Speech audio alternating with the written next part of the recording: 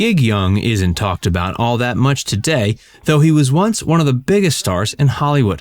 After winning an Academy Award for his role in the 1969 film They Shoot Horses, Don't They?, Gig's career went on a downward spiral that never recovered. Join Facts First as we take a look at how Gig Young hit rock bottom after losing his Blazing Saddles role. Gig Young's early life. Gig Young was born in Washington, D.C. in 1913.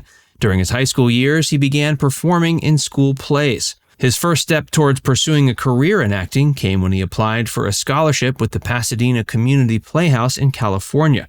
Gig ended up securing the scholarship for himself and began appearing in plays. It was while performing in a play called Poncho that Gig was discovered by Hollywood execs and subsequently swept into the film industry. He wasn't the only cast member of Poncho to catch the eyes of those execs. They were also interested in the play's lead, an actor named George Reeves. Both Gig Young and George Reeves were then signed with Warner Brothers Pictures. George went on to play Superman in the 1952 series The Adventures of Superman. Sadly, Gig Young found no such iconic starring role over the course of his own career, which ended in tragedy. After signing his initial contract, Gig could be seen playing minor parts in several films before taking a break from the industry to serve in World War II. During this time, he served in the U.S. Coast Guard as a pharmacist's mate. Upon returning to America, he was rewarded for serving his country by being notified that he was no longer signed with Warner Brothers.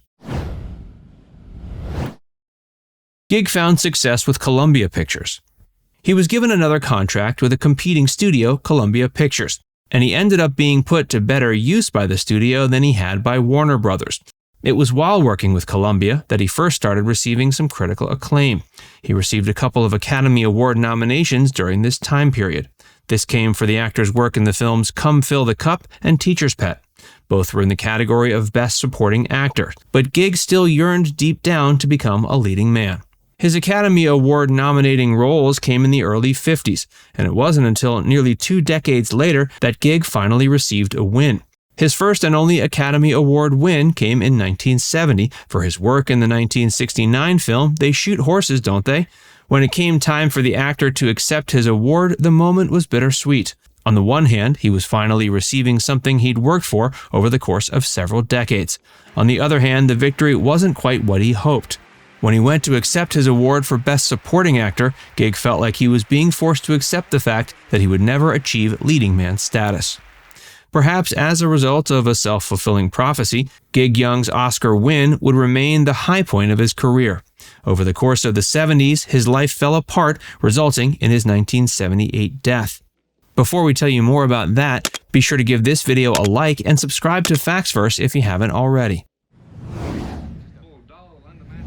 Gig Young was never lucky in love. Gig may have only had 1 Academy Award win, but he had 5 wives. In terms of celebrity status, his most notable wife was Elizabeth Montgomery of Bewitched fame. He married the actress in 1956, and they remained married until 63.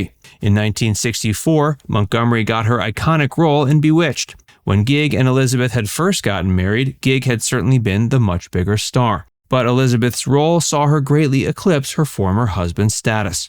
It's been said that during the course of their marriage, Elizabeth's famous father never gave his approval.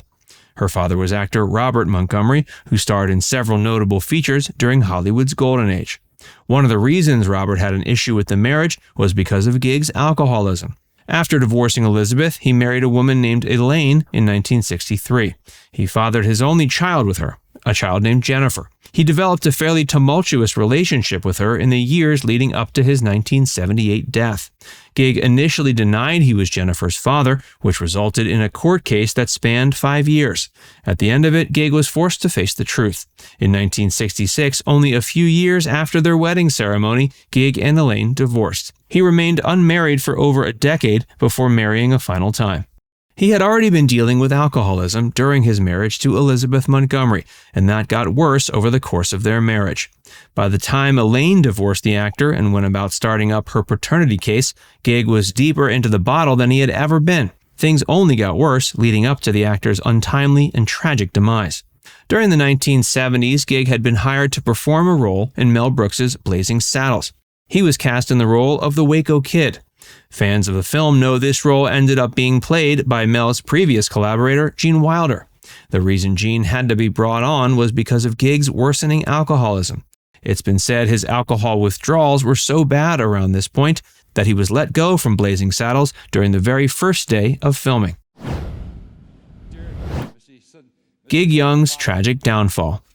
Most people cite Gig Young's Academy Award win as the peak of his career success, while the actor's firing from Blazing Saddles marked the point where it was clear he was on a downward trajectory in both his career and personal life. His last appearance in a film was in the kung fu movie Game of Death, which was also notable for being a posthumous Bruce Lee vehicle. Bruce had died during filming, and the film had to be reworked significantly from its original concept to be released. Gig was hired onto the picture after Bruce's death. The film would end up being released only a few months before Gig's own death. Unsurprisingly, his role in the kung fu film didn't do much for his career. In 1978, Gig Young got married for a fifth and final time. His wife's name was Kim Schmidt. They had met during the filming of Game of Death as she worked in the script department. Kim was in her late 20s and Gig was 64.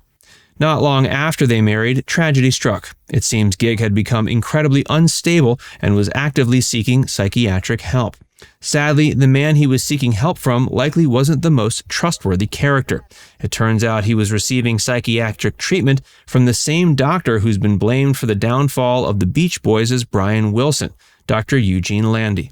Whether as a result of Dr. Landy's controversial treatment or simply because of the decades of unchecked alcoholism, Gig Young ended up taking his own life by the time 1978 was through.